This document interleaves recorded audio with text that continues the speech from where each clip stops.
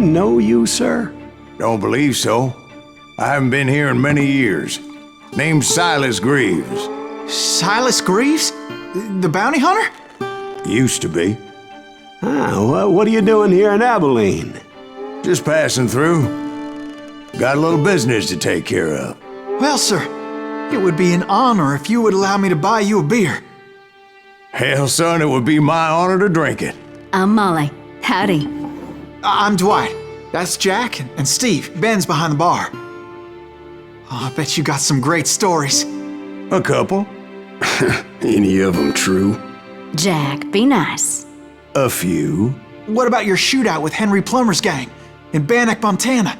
Is that where you started as a bounty hunter? That's what it says in this here dime novel. Don't believe everything you read in them dime novels, boy. First man I hunted was back when I was riding with Billy the Kid. You knew Billy the Kid? Damn right. That scrawny son of a bitch had no fear. Wouldn't back down for nobody. I heard he collected the 10 stars off any crooked lawmen who crossed him. It was a war, boy. The Lincoln County War. And Billy promised his regulators.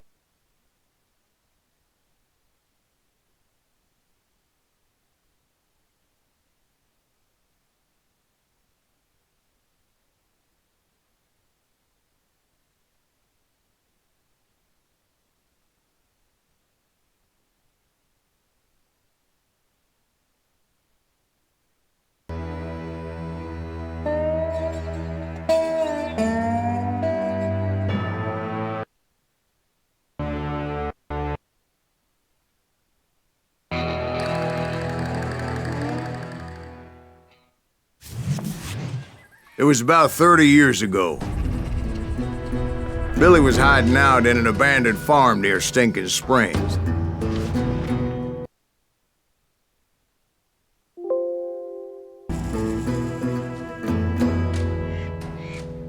I threw in with the kid because the man I had sworn vengeance on was riding with Billy's enemies. But before I tell you why I want that sumbitch dead, let me tell you what happened that day. I was heading back to the hideout when suddenly I had this funny feeling. Funny, ha-ha? No, Steve. The other kind of funny.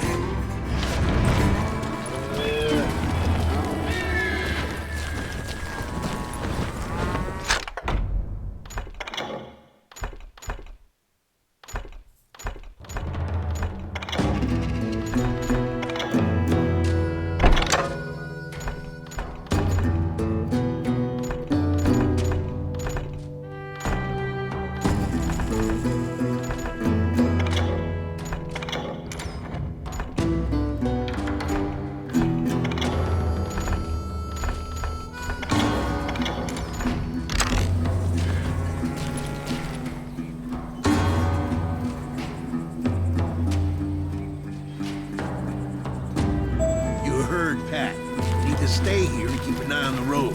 That's not fair. We're missing all the fun. I knew those two morons would never let me through. I had no choice.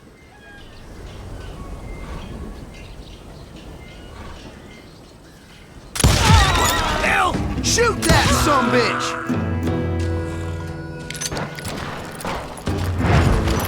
Was it Pat Garrett's posse? Oh yeah. I heard the shots and I knew I had to move fast. Garrett and his army of deputies had surrounded the entire homestead. Fire at will! Spread out, goddammit! Come on! They're coming from the rear! I decided to help Billy and the boys out a bit. So that's just what I did.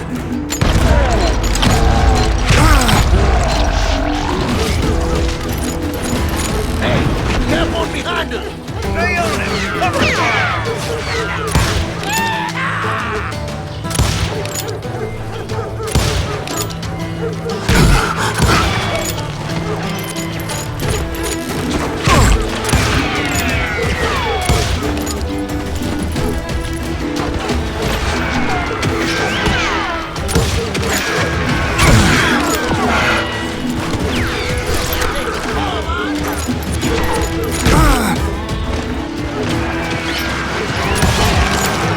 governor of New Mexico was paying for the kid's apprehension, Garrett was able to hire every gun hand in Lincoln County.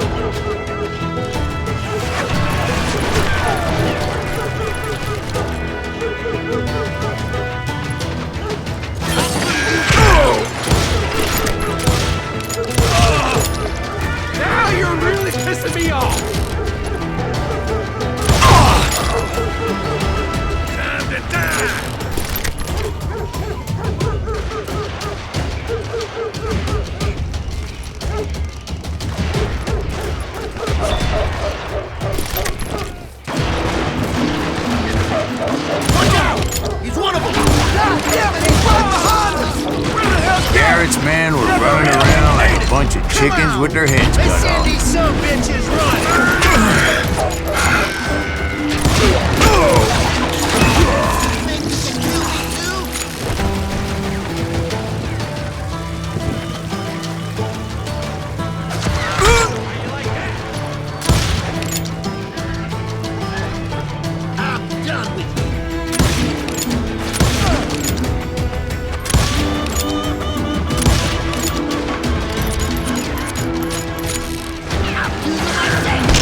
Still, one of them reached the water tower.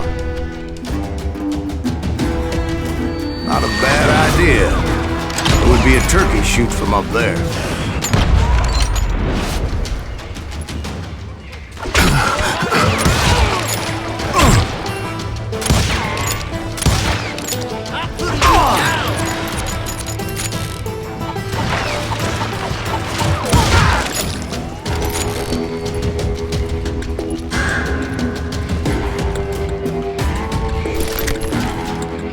Luckily, these shooters Garrett hired weren't the sharpest tools in the shed.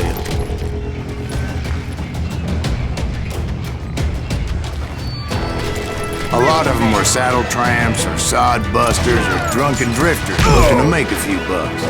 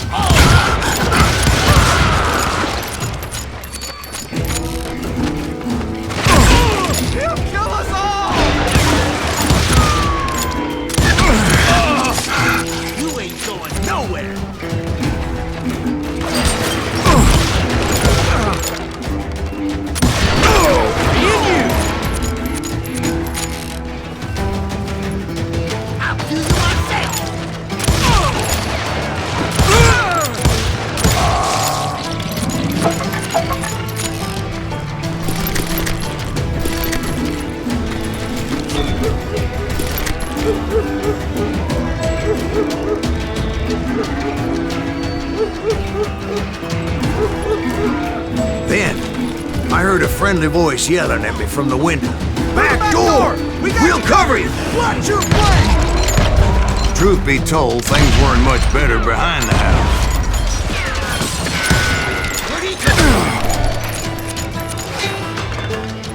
I cut their numbers in half, but that just made the ones that were left twice as mad.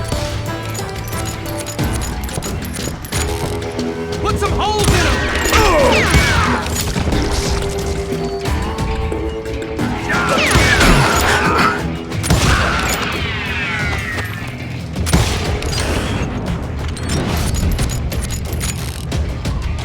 They made up for their lack of skill with a seemingly endless supply of ammo.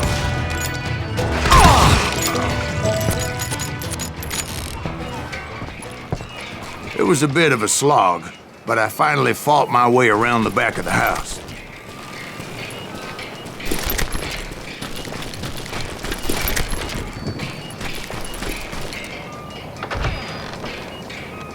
And like that, You I was all be inside. dead, you bastards! None the worse for wear. I passed Dirty Dave. Deader than a rat in a trap! You think you can kill me too? How about And that? upstairs, I found you Billy like that? and Charlie Baldry.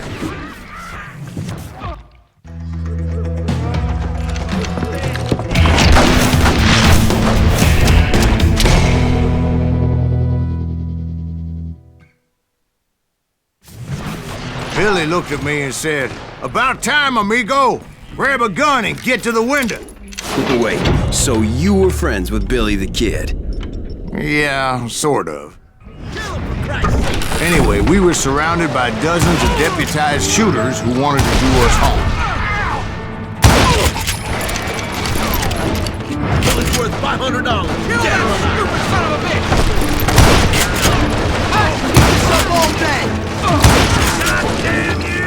I'm telling you, Garrett's men were dropping like flies, but they just kept on coming. Where the hell Garrett get?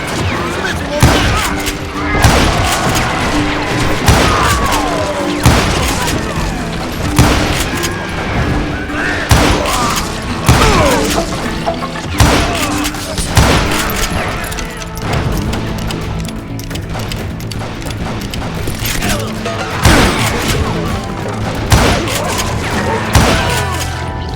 That's when Charlie got here. "They're catching us in a crossfire," shouted Billy. "Get to the other side!"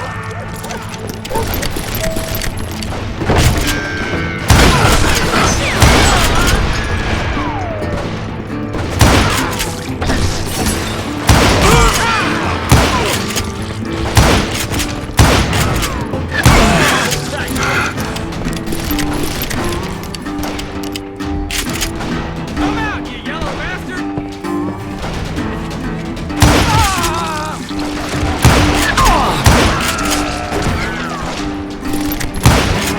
I don't know how many of those cocksuckers I personally put down. It was pretty clear, even to Billy, that maybe discretion was the better part of valor. What's that mean? It means that it was time to cut and run. "They got a Gatling," Billy shouted. "Get the horses and bring them round back. I'll draw their attention."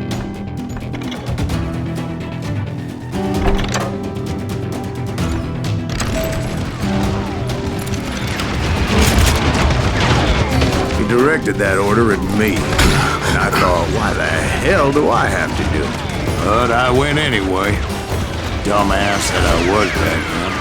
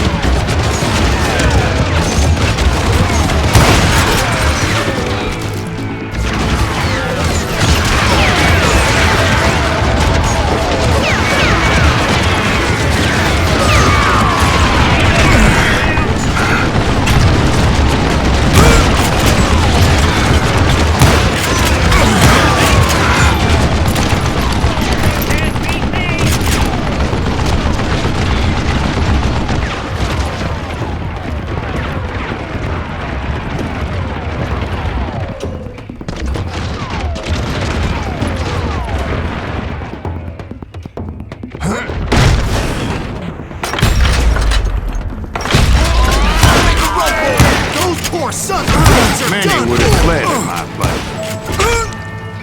But I had that false sense of invincibility that many young men have. Like Jack. What are you saying, old man? Jack, he is Joshua. Yeah, he better be. Mr. Greaves, please continue. Please, call me Silas, ma'am. Now, where was I? You come out and I will. Shoot a nerve. You gonna need a kill.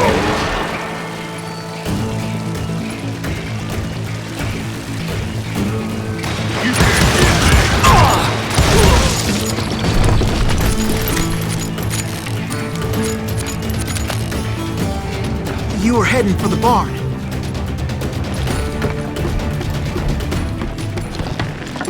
Gonna gut you like a fish!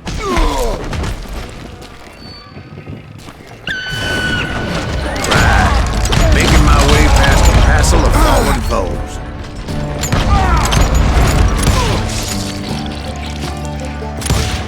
This some bitch is pissing me off! Stop standing!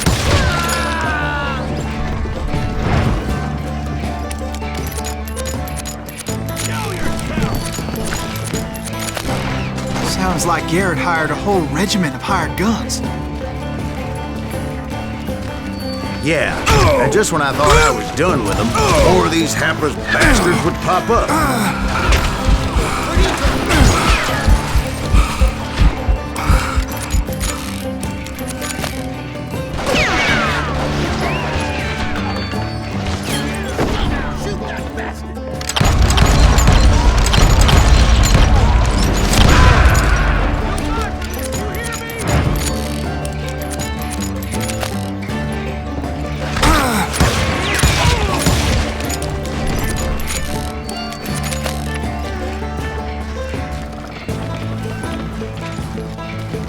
Finally, I had the stables within my reach.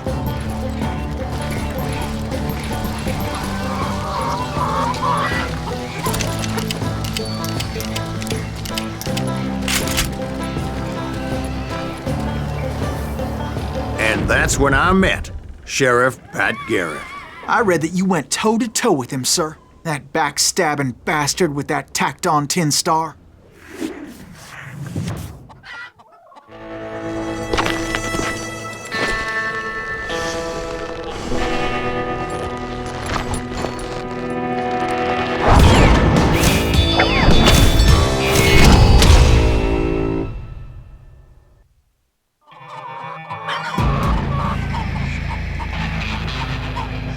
You challenged him to a showdown. You read that in a dime novel? It said he showed no fear as he took your measure with eyes like a rattlesnake.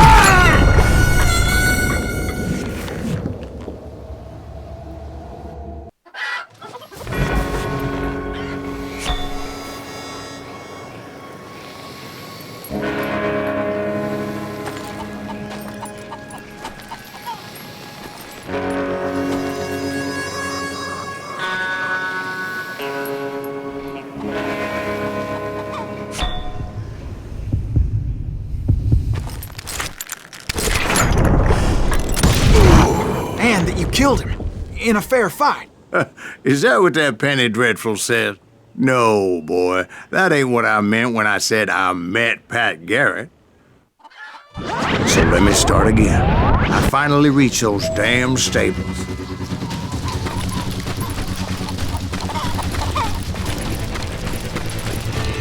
Stepped inside, and last thing I heard was Garrett's voice.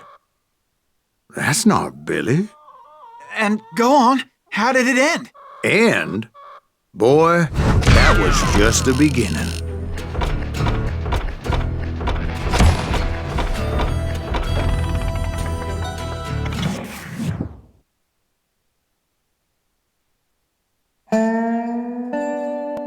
So what happened? Did Garrett arrest you? Yeah, after I came to, the bastard had clocked me with his Colt.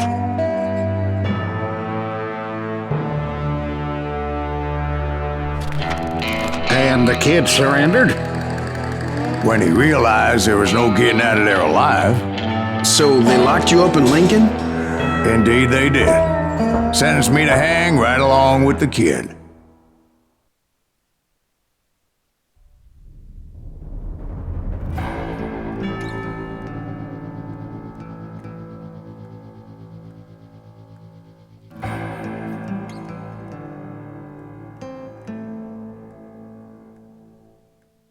It's important to know that I was only riding with Billy so I could find the bastard I was after.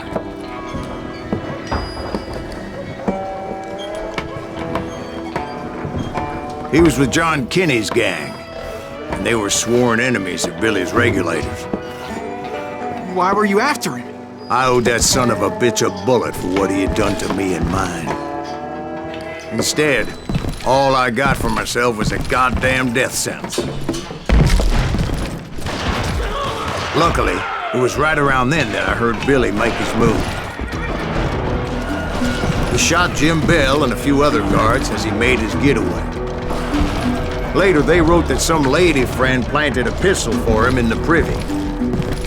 What the papers didn't say is that Billy helped me escape, too.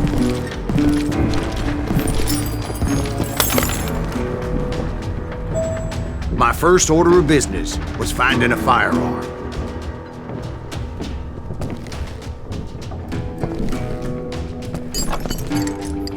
Luckily, I located Deputy Bob Ollinger's mean-ass shotgun.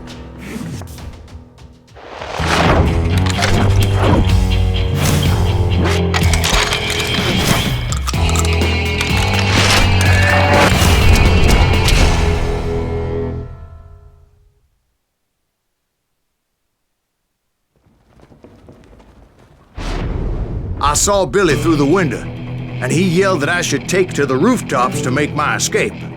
So I did. Anybody see Billy? Hell yeah. That scatter gun was like a double-barreled howitzer. It could blow a man clear off his feet. You hardly had to aim the damn thing. The kids escaped, raised a huge ruckus.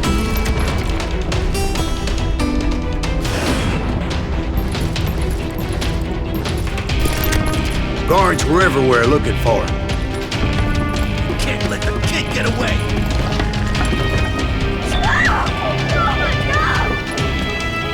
Anybody see him? Middle-ain't that sucker! I had to jump from roof to roof like a damn alley cat. I followed the planks where I could, but some of that wood was slippery as hell. The whole town was up in arms. Suddenly, I was a fugitive. How the hell did the kid escape? Can't go far!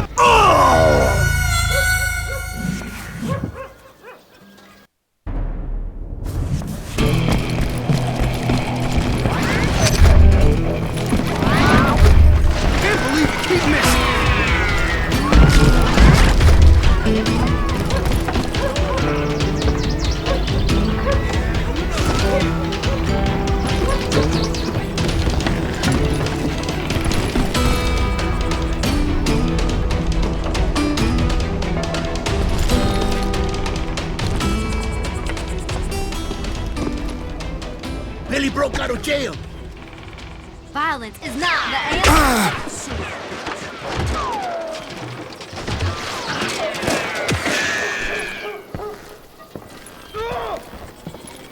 You can't hide from me.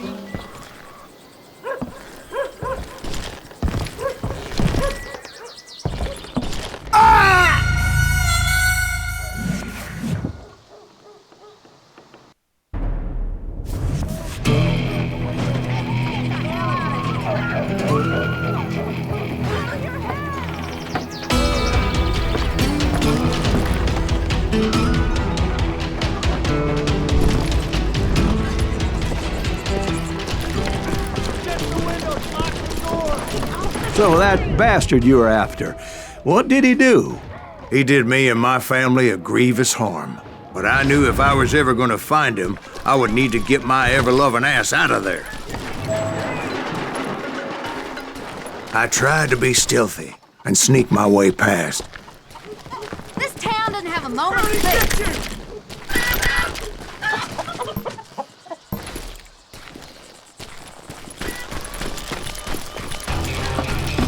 You! But hell, if they weren't all waiting for me. Apparently, some of them thought I was Billy. You hooligans can go to hell. They can't hide forever.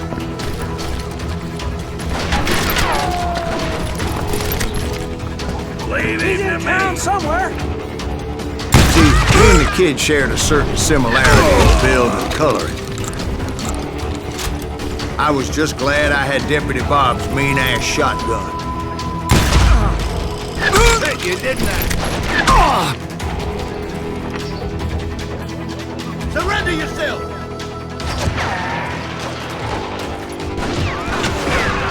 Want to see me? They're shooting in the street.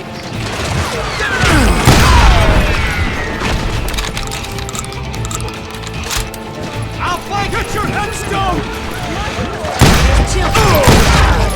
Damn you! So much lead was whizzing by my head, it was like everyone in Lincoln wanted to put me in the ground. I knew I needed to find a horse. Though I never did have a great fondness for those four-legged grass eaters. Smelly, sweaty, ungrateful beasts. They price them too high, if you ask me.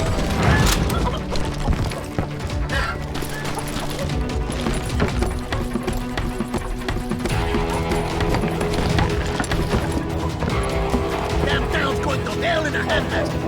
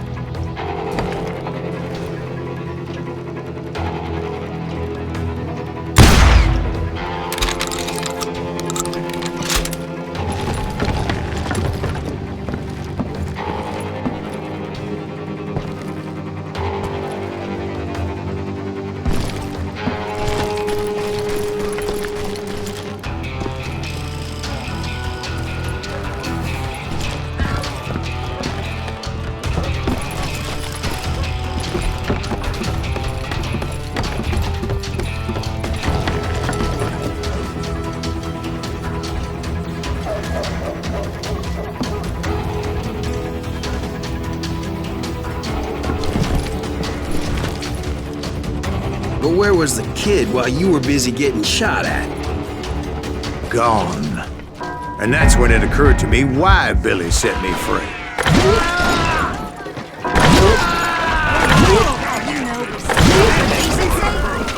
So I could be a hapless decoy and draw attention while he snuck out of town.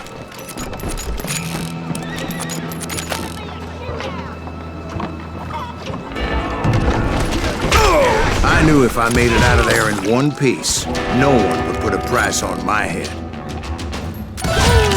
Because everybody in Lincoln would be dead? No, because they all thought I was Billy, and all that blame would fall on him. Meanwhile, Deputy Bob Ollinger was organizing a posse to put me down. He was already a mean son of a bitch, but he was doubly pissed that I stole his mean-ass shotgun. Anyway, it was me or them, and the only way forward led me straight to perdition. But the cards were dealt, and I had no choice but to play them.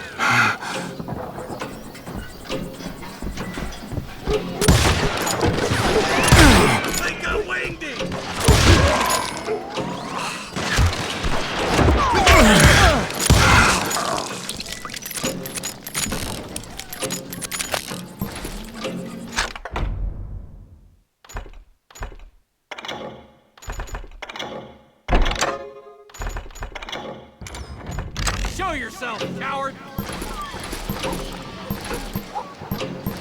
You won't get away with this!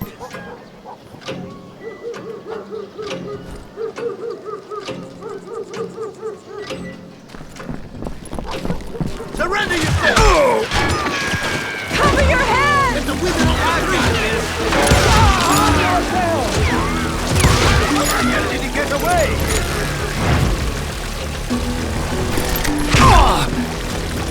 Kill him!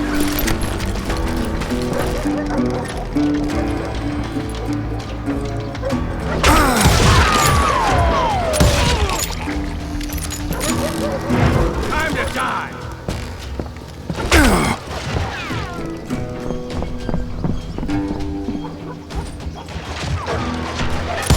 God damn you! Leave him to me!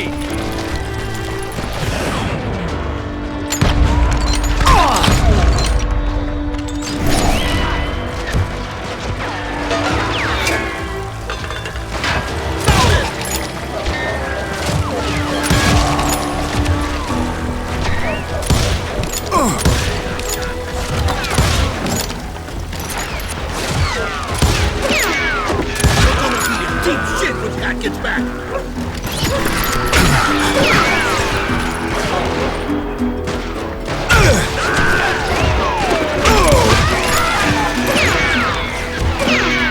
Let him get away!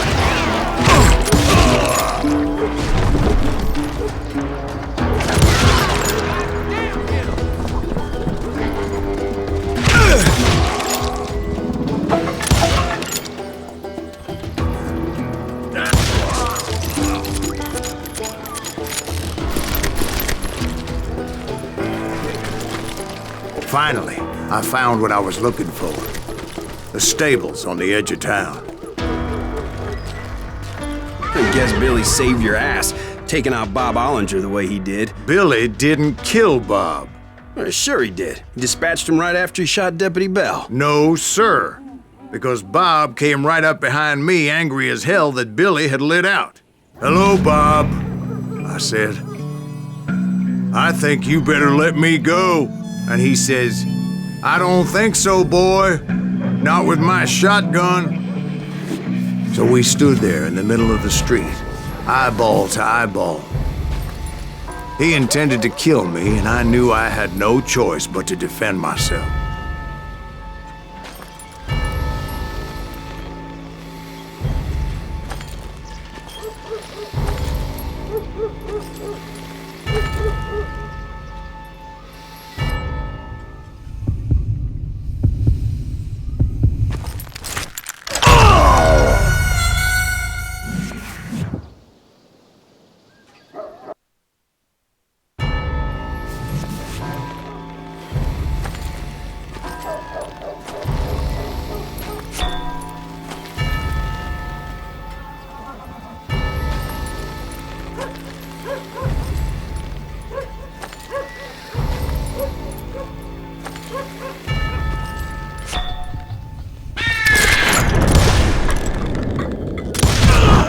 Some say I fought unfairly, but they weren't the ones looking him in the eye that day. Pat Garrett gunned down Billy 3 months later, so his escape was all for naught anyway.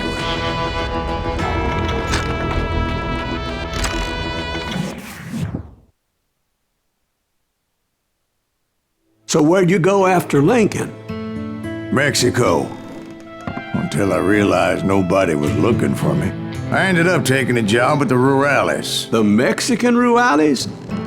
I was hired to help them track down the cowboys.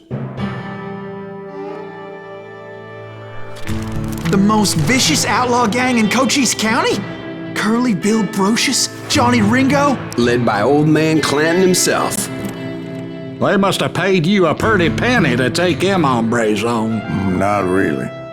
But truth be told, I had my own reasons for going after those boys.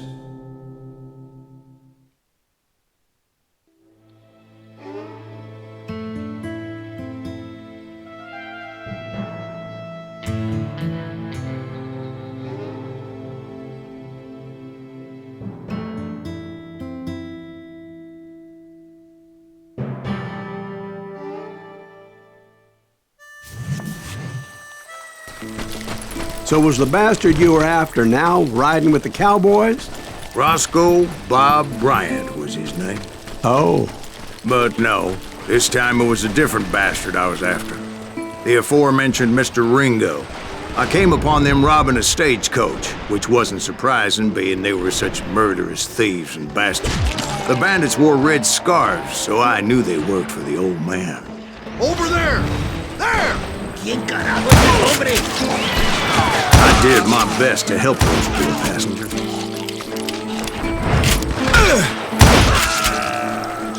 Moments later, the attackers were dead, and I checked the stagecoach to see how many passengers were still breathing.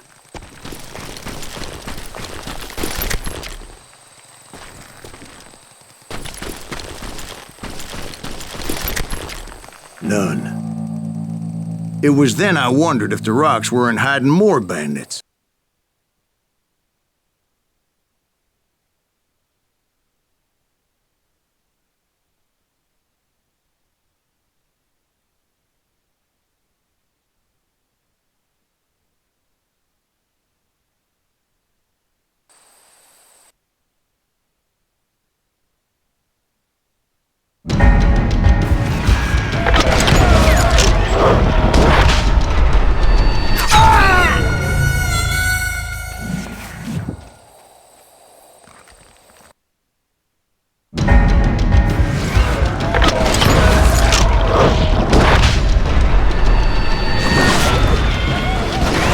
Appear in great numbers from above and rain down lead on their hapless enemies' heads, making use of the high ground and whatever else they had. Yep, the Apaches always appeared out of nowhere, and there never seemed to be an end to it. Hold on. Were you attacked by Apaches? What happened to the cowboys? Did I say they were Apaches? I said Clanton's cowboys attacked me Apache style. I was in a pitched battle, but I was holding my own against an overwhelming enemy force. Oh, get it!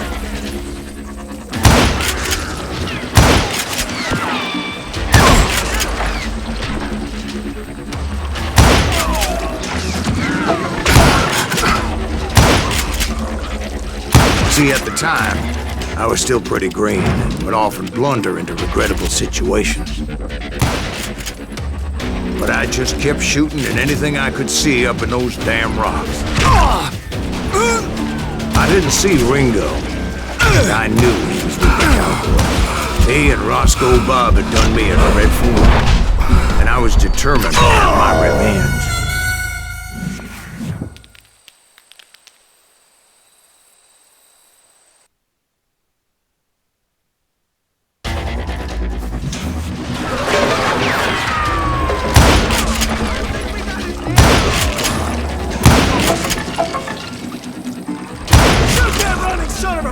See, at the time, I was still pretty green and would often blunder into regrettable situations.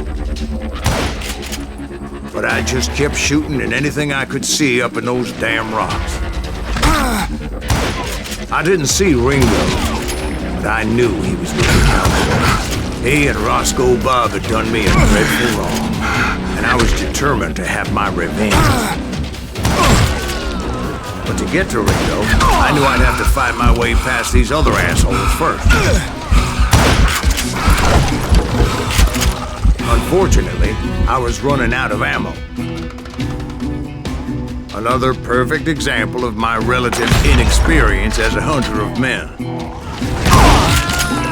I immediately knew that a tactical retreat was called for, as my vengeful fury was much less impressive without the bullets to back it up. Done with you. Shoot that running son! Finally, they managed to corner me. Trapped as I was, the odds of my survival seemed pretty slim. Luckily, serendipity was on my side as I suddenly spotted a way out of my predicament.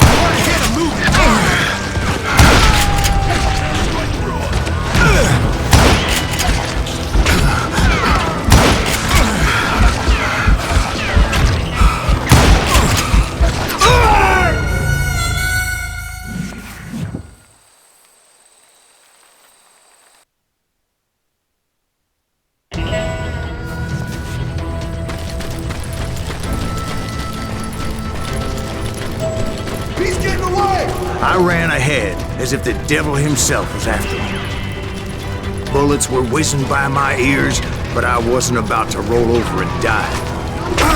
I just kept running like there was no tomorrow.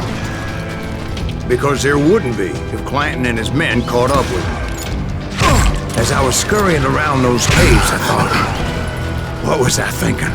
Going up against a gang like this?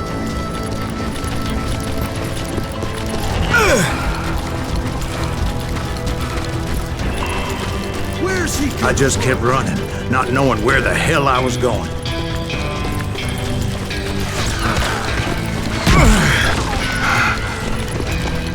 And that's when something miraculous happened. Like manna from heaven, I found the desiccated remains of what looked like an Apache warrior. The old weapon next to him supplied me with some much-needed ammunition.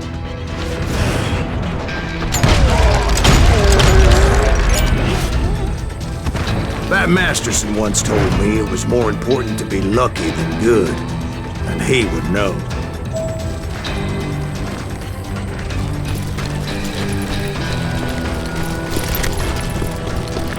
And imagine my surprise when I found a fistful of dynamite to go along with that ammo.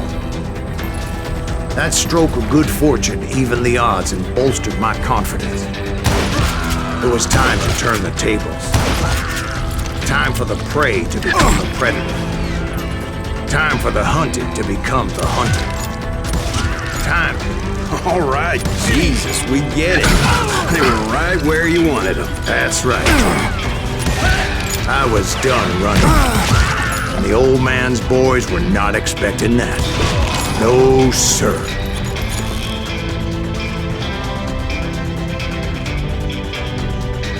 I came at them like a wildcat. My fury knew no bounds.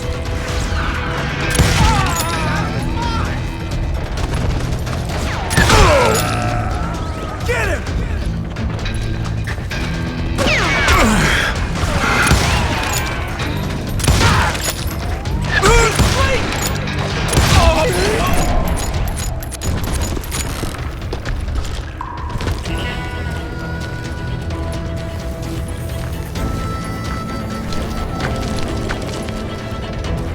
It was finally time for that old man to pay for his sins.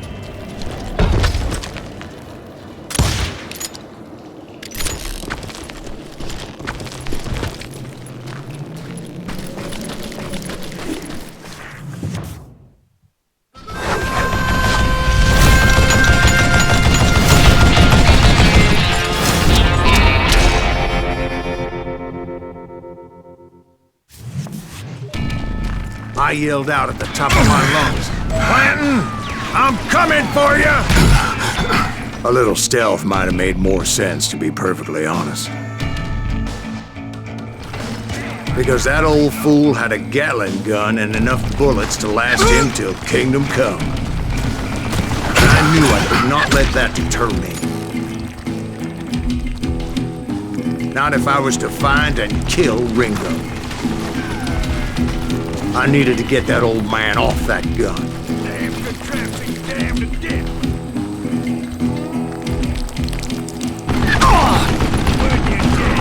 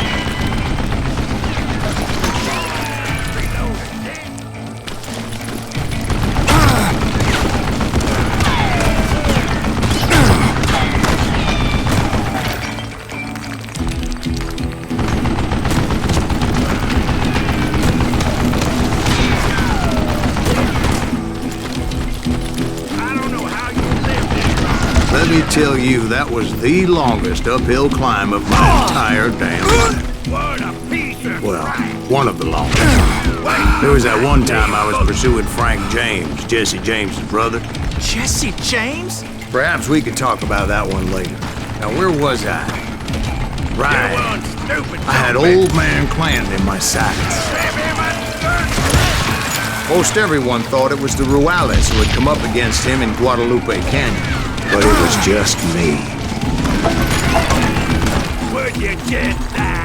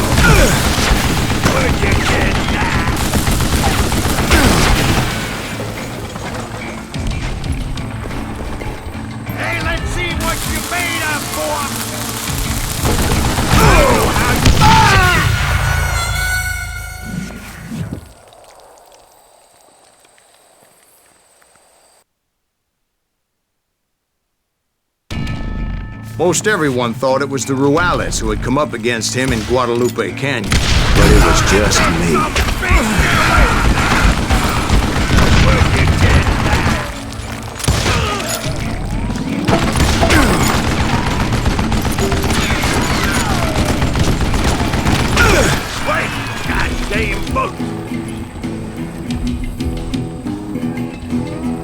Stop your hiding from me!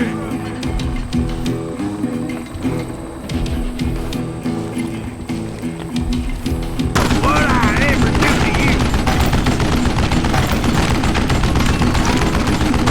What a piece of crap! You want stupid zombie!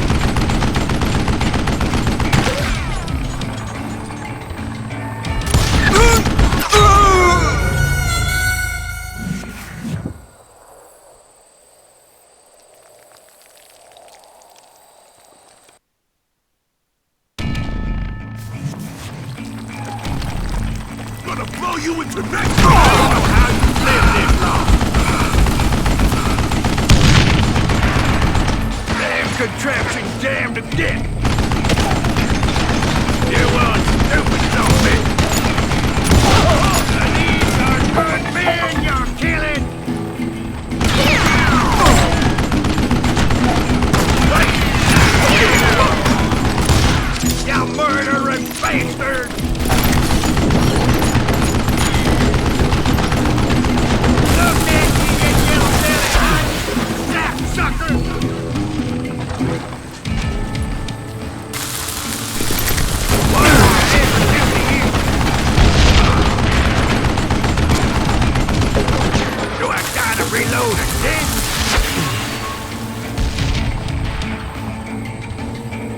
Show yourself! Put your head down!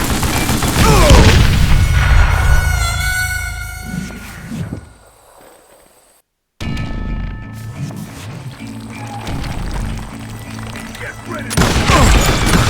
Try me, you coward! Put your head down!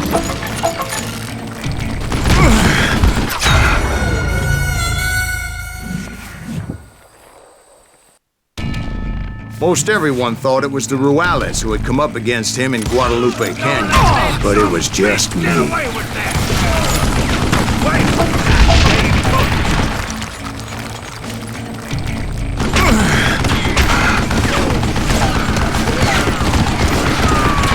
I don't know how you lived this long.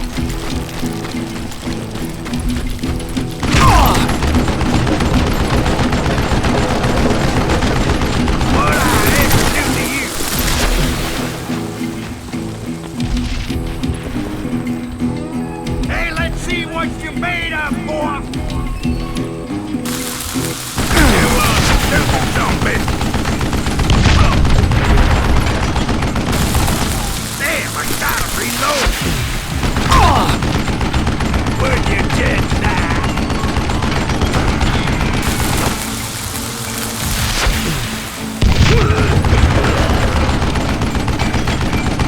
Why are you so afraid to face me, huh?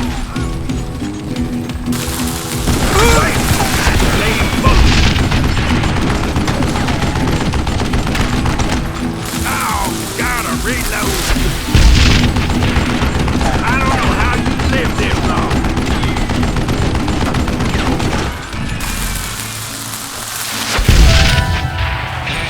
Apparently, one of the cowboys made it out of there alive and told Ike and Billy Clanton that it wasn't a Mexican who took their father's life that day. They just assumed it was one of the Earps, and that little misunderstanding eventually led to that legendary gunfight at the OK Corral.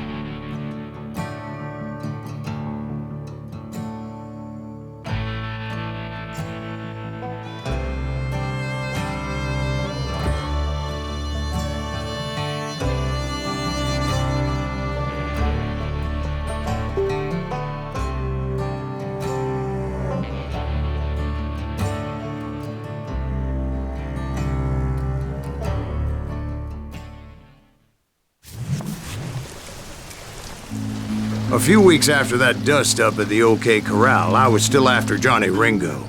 I had tracked him and the cowboys to their hideout at a sawmill, and they were loaded for bear.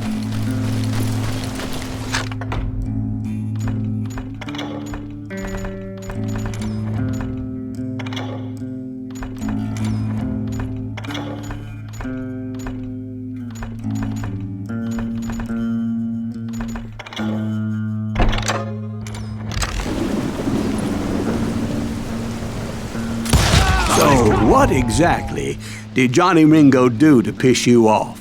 Well, him and that other bastard. Roscoe Bob Bryant? Yep. They both deserve to die, and I promise I'll tell you why. But first I need to tell you about the Cowboys' new boss, Curly Bill Brocious. Herb's coming! Get ready, boys.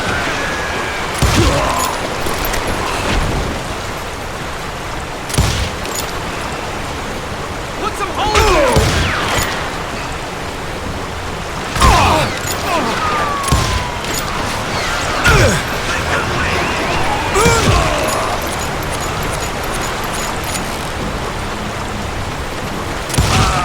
Curly Bill took charge of the Cowboys upon the old man's demise, and after that gunfight at the OK Corral, the Clantons wanted revenge.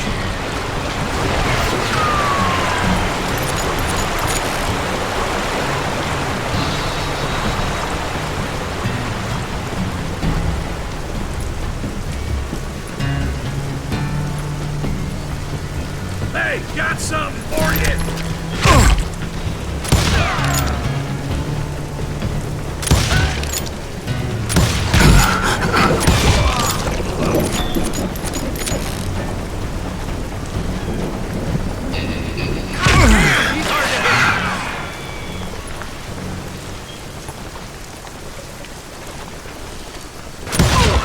So they murdered Morgan Earp and grievously wounded his older brother, Virgil.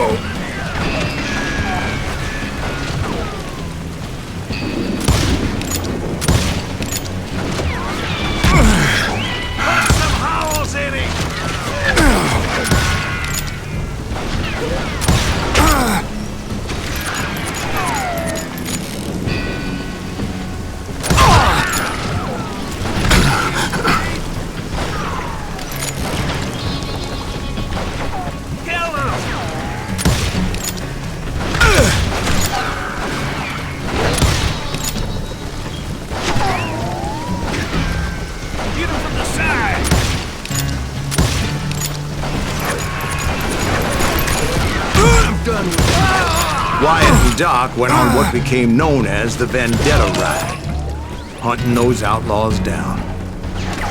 So when I showed up, that's who they thought I was.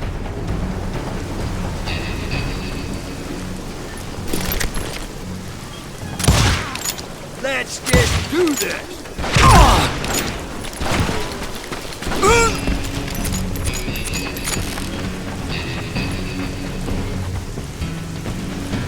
Come out, you yellow bastard!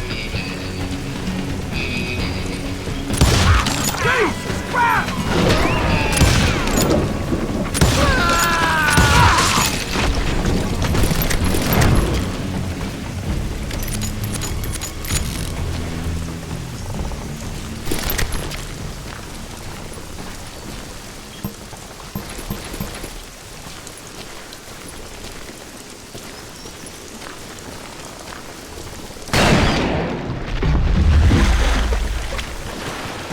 There were killers around every corner, all wearing red bandanas. That's how the Cowboys identified each other, and I was beginning to wish I had one myself.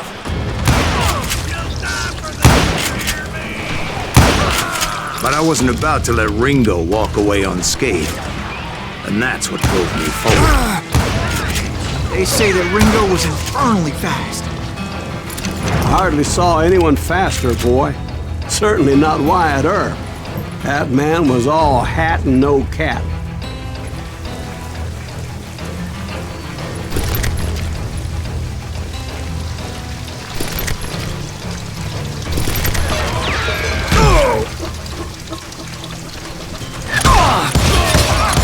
wasn't much of a match for him, but Doc Holliday might have taken him.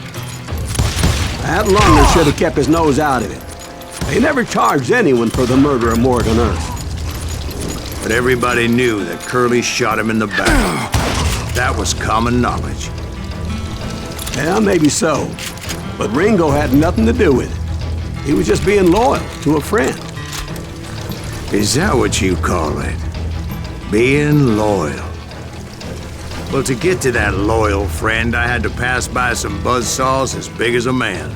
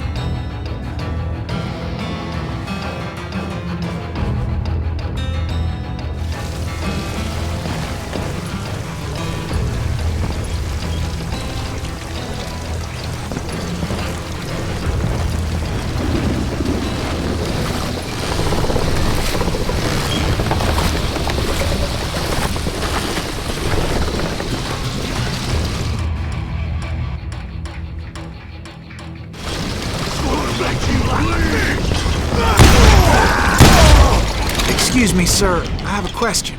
What's that, Dwight? After old man Clanton died, why didn't his son take over the Cowboys? Because Ike Clanton was dumber than a box of rocks and a yellow belly to boot.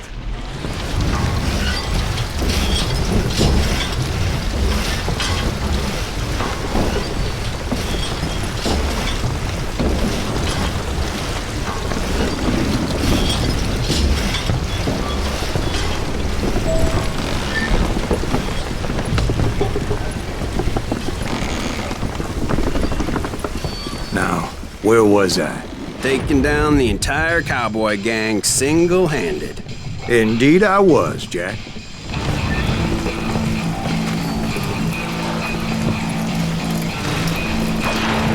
Send him to hell!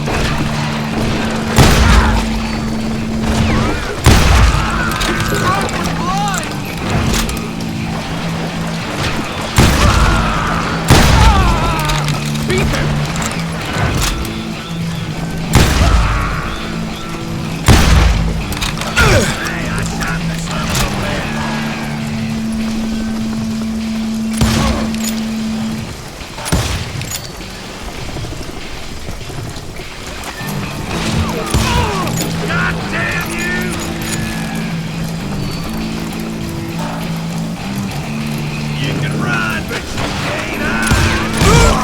Though it wasn't easy, as those boys had good cover. I'm putting you down!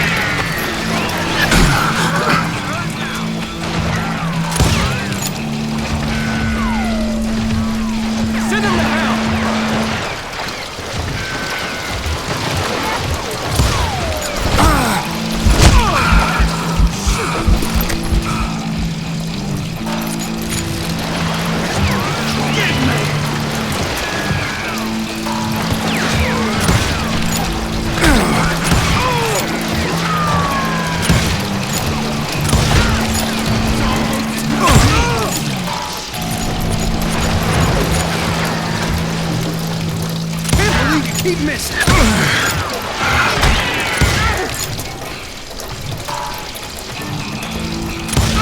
Man, you shoot.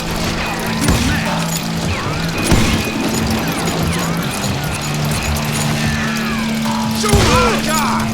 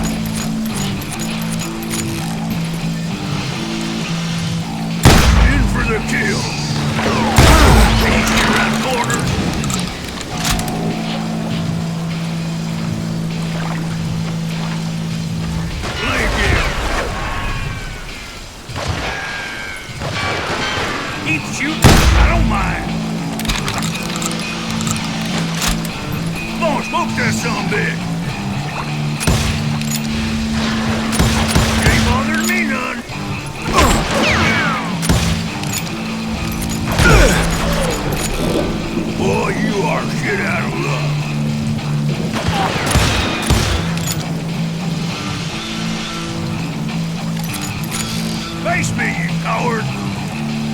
There he is.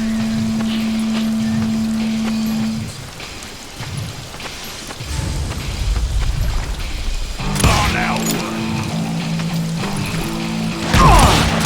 Oh, waste your bullets.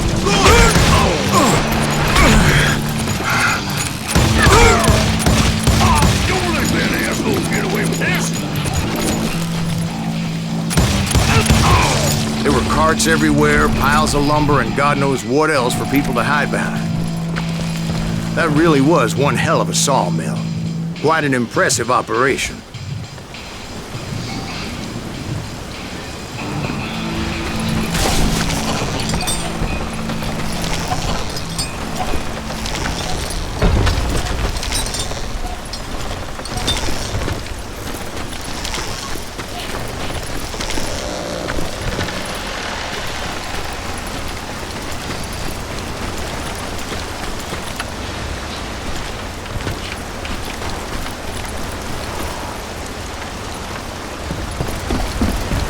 And where was Curly Bill? Did you see him?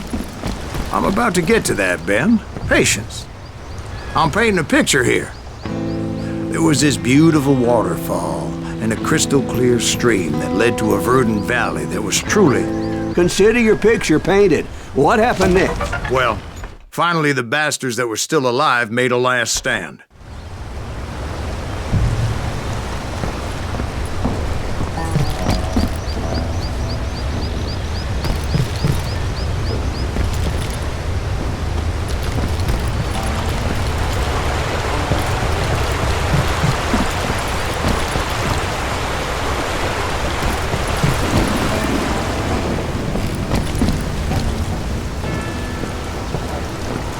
Curly Bill, Johnny Ringo, and his compadres took off into the lumber yard, and I followed after.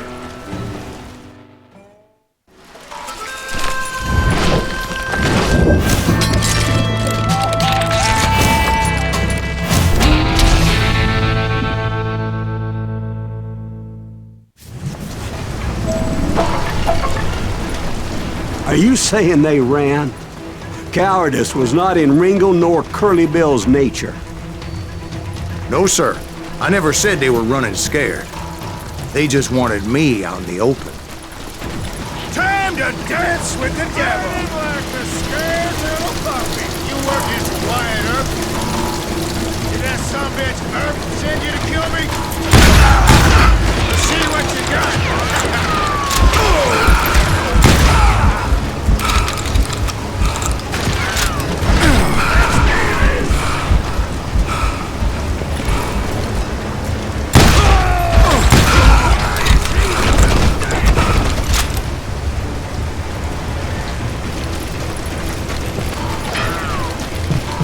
Working for Wyatt Earp?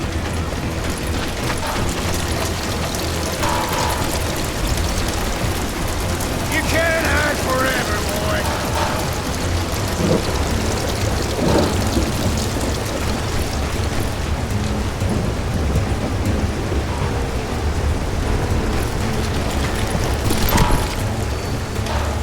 Come on in, son!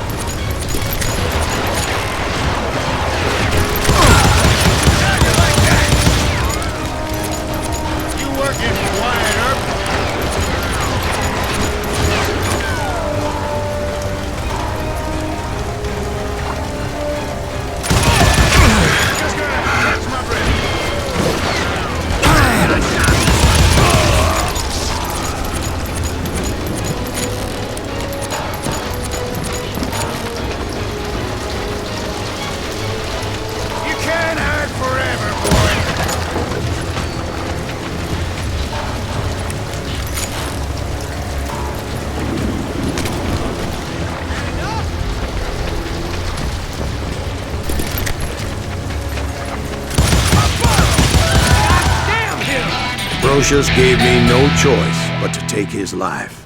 But Ringo was nowhere to be found. I knew you didn't kill Ringo, because he was found dead in a different location altogether. To this day, his killer is still unknown. Indeed. Took me a few months before I finally tracked his ass to West Turkey Creek Canyon.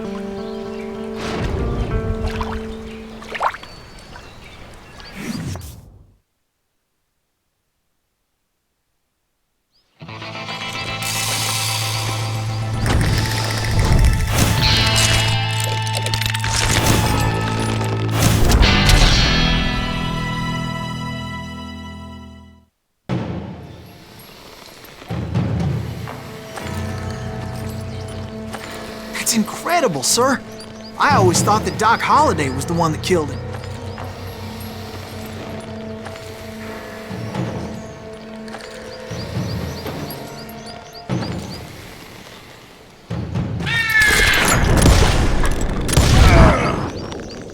Sorry I had to ruin the legend for you, boy. But the legend ain't always true. Doc Holliday had nothing to do with the death of Johnny Ringo.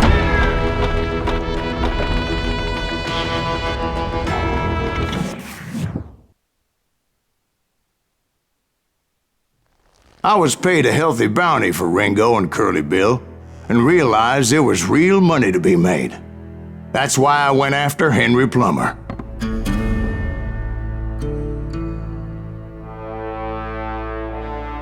Wasn't he the sheriff who augmented his income by shaking down miners and robbing gold shipments? That's the one. Oh, yeah, I remember him. He ran that gang of thieving outlaws called the Innocents. So it's true that you went toe-to-toe with him? Indeed I did, son. Indeed I did.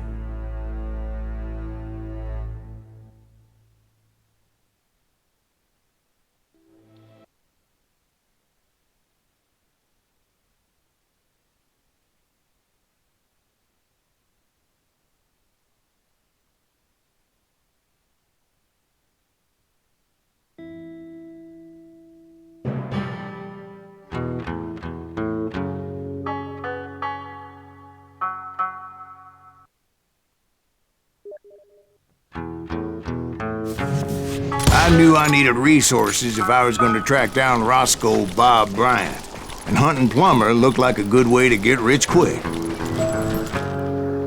As the local vigilantes exposed him as the leader of the bandits, and put a generous price on his head. Plummer rallied his gang to plunder one last gold mine before making their escape, and that's where I thought I'd find him.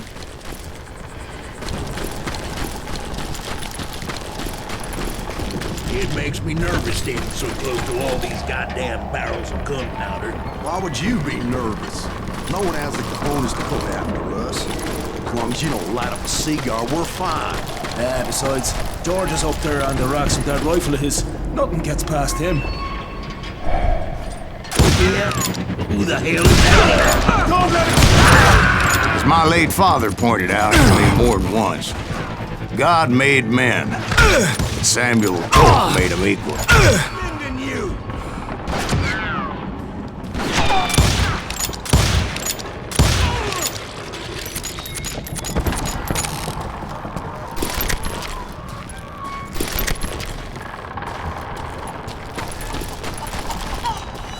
I knew that dynamite wasn't mine, so I decided the polite thing would be to return it. It was the biggest gold rush since Sutter's Mill in '48. Unfortunately, prospectors weren't the only ones drawn to those riches. You can't speak the innocent.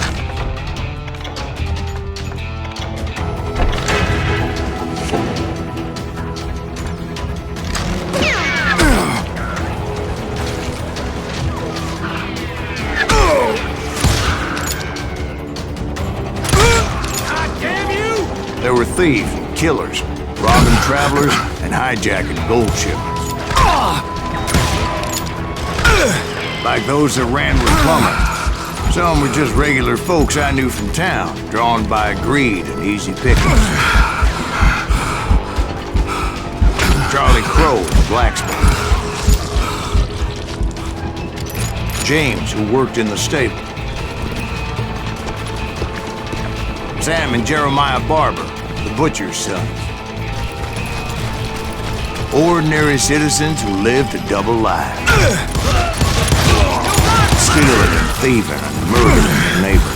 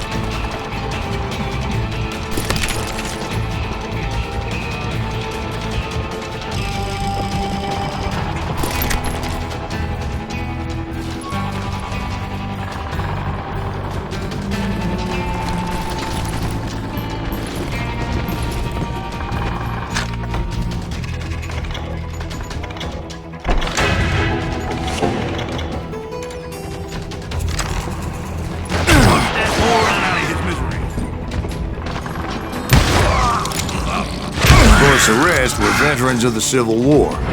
Stone-cold killers trained on the bloody fields of Shiloh and Antietam. Plummer had a lot of men on his payroll. A hell of a lot. That son of a bitch pretended to protect the public with one hand while stealing them blind with the other.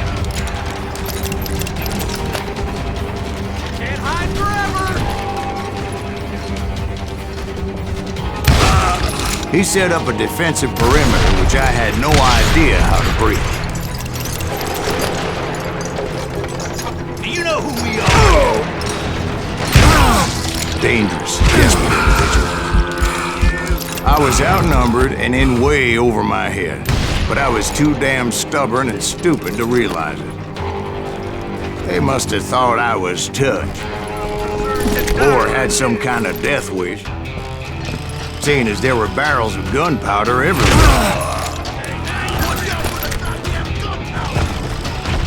One stray bullet, one stray spark, and I'd be blown to hell and gone. Did I have any second thoughts about what I was doing? No. I thought I was some kind of hero.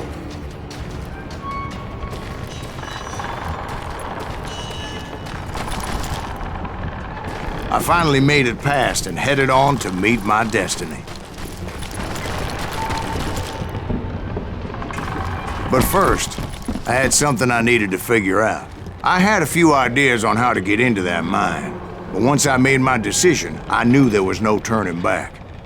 So my first thought was to enter the nearest mine portal. I saw an entrance. Made sense. It was the quickest way in. But that also made it more dangerous, as there would undoubtedly be enemy pickets posted along the way. He's drunk with blood! You can run, but you can't hide.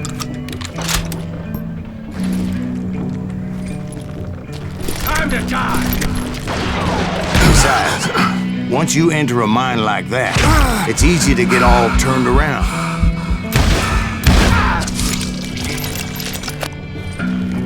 Show yourself, coward! And that confusing maze of corridors wouldn't even be the worst of it. Some of those shafts could be as deep as hell.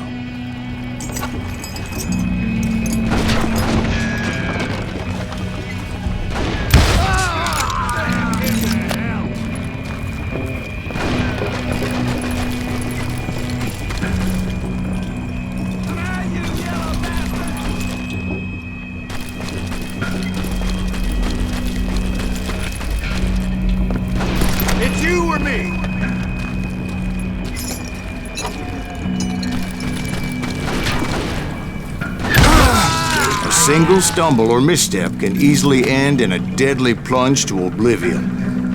Had enough? I got this! I will drop you down a mine shaft.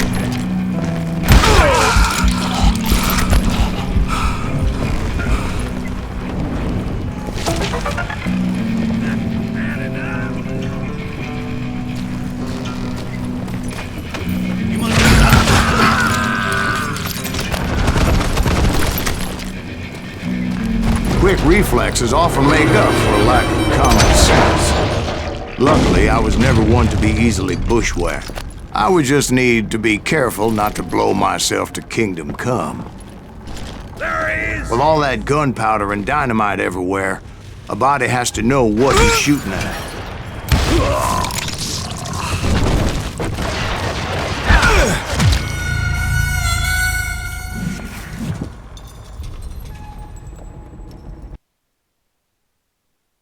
Surprise! Get out of here!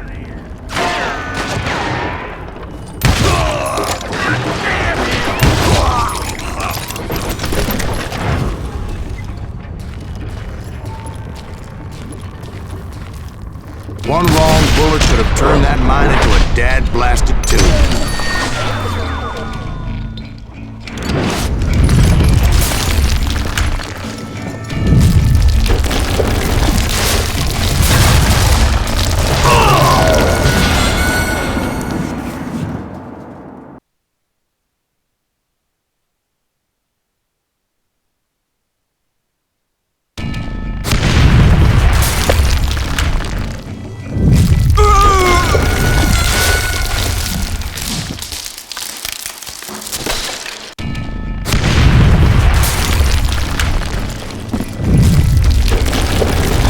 Freely admit that my plan of attack was not just moronic, but clearly insane.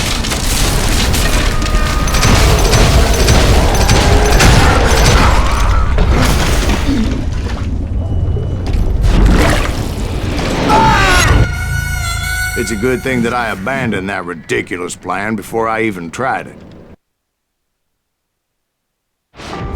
Instead, I spotted a ladder way into the mine from the opposite side.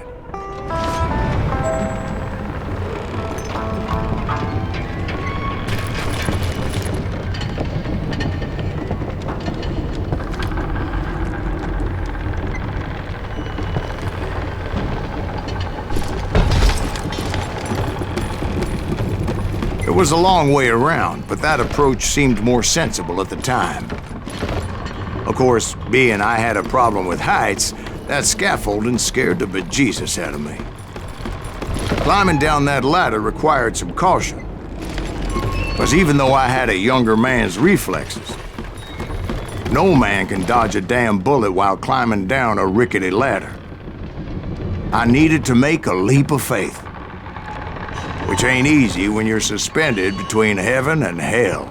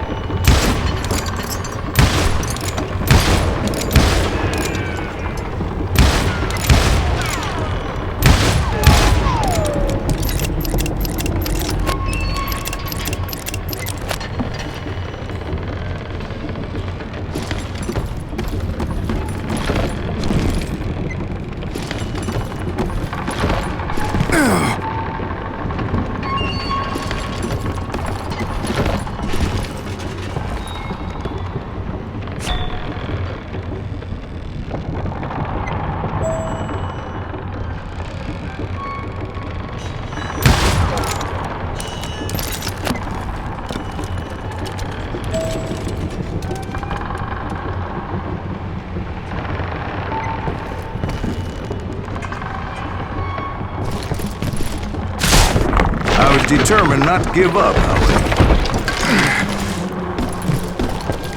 As Sheriff Plummer seemed quite the despicable character. When the vigilantes discovered what the sheriff was up to, people were outraged.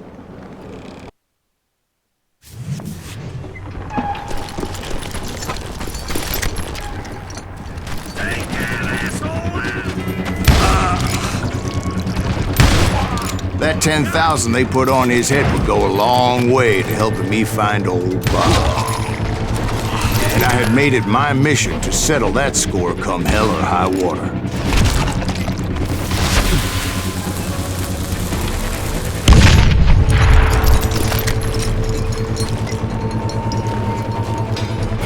But first, I would have to make a choice. Take the elevator or climb the ladder.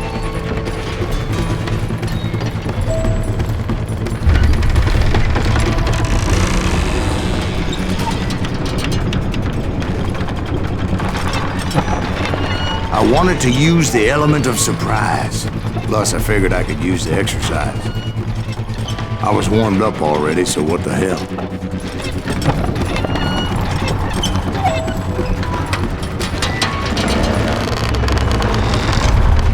Somebody's coming. Plummer was a mad dog killer, and the people of Nevada City deserved better.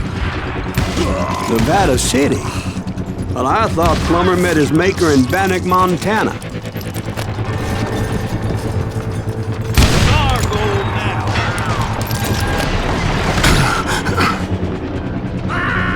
Right, well, he was the sheriff of both places at one time or another, but that's neither here nor there.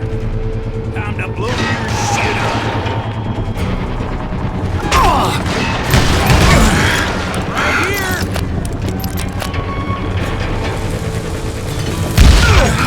Deserve to die like this.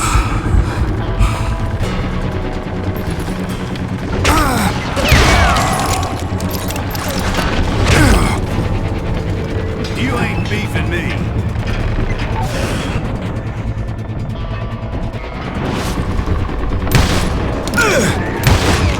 The point was, taking him down would save a lot of lives, including my own.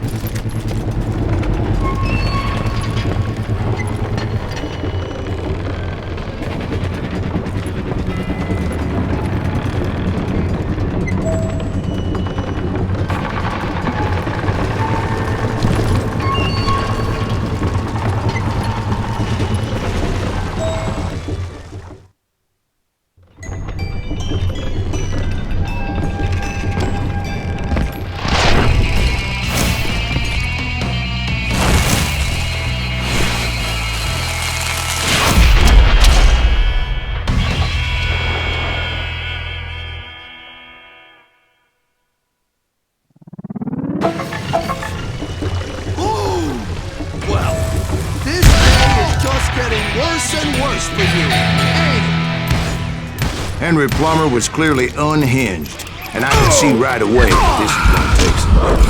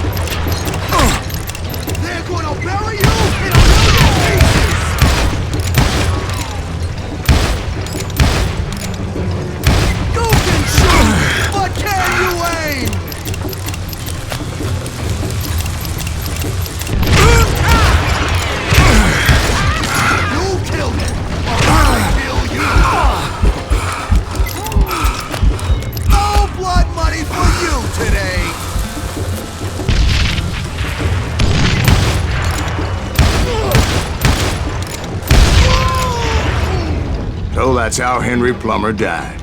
Him and his crew were worth their weight in gold. And now, I was officially a bounty hunter.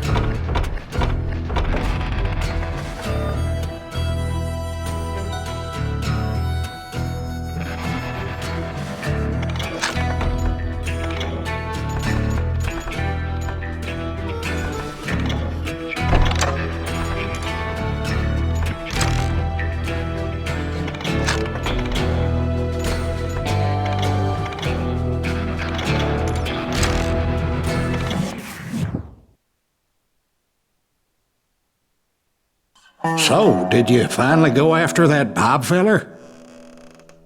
Well, I heard word he was in Kansas with John Wesley Hardin. So that's where I went. Where in Kansas? Abilene. Why do you ask, Ben? No reason. Was Hardin as fast as Ringo? Ringo was fast, but John Wesley was as fast as the devil himself.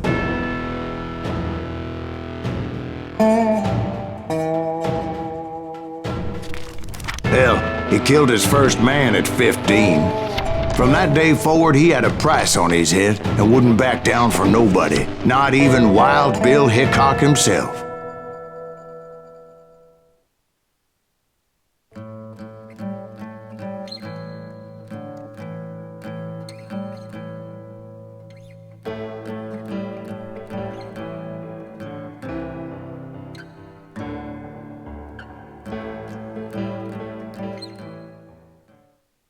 I dodged death many a time, and that night in Abilene was no different. You see that?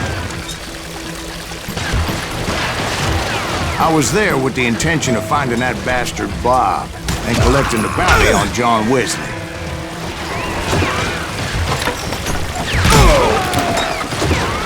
There he is! He's drunk with the wine!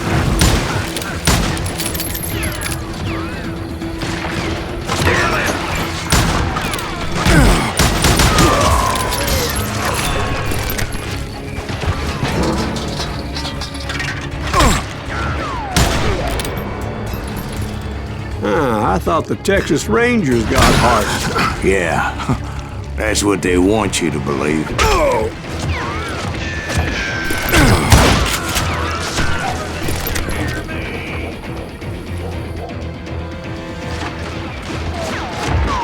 You're done. It was cold in a witch's tit and a brass bra that night as I fought my way past his loyal compadres.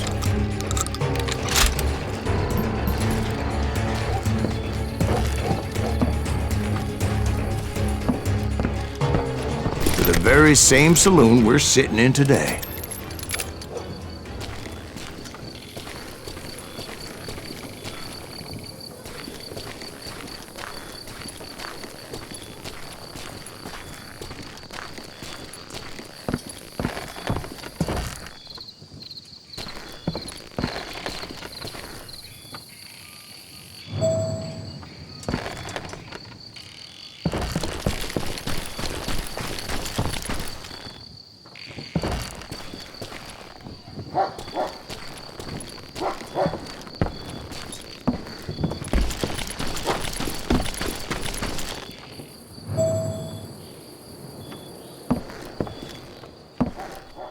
Look around and imagine this place painted in blood.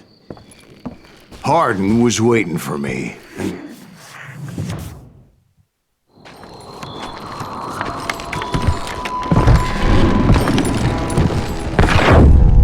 Wait, I'm jumping the gun here. Let me back up and give you some background on this sumbitch. He deserves that much. Don't you think so, Ben? John Wesley Hardin was a killer. By the end, he confessed to taking the lives of 42 men. He was a bona fide folk hero by then, and had amassed a gang of armed miscreants and other assorted thugs.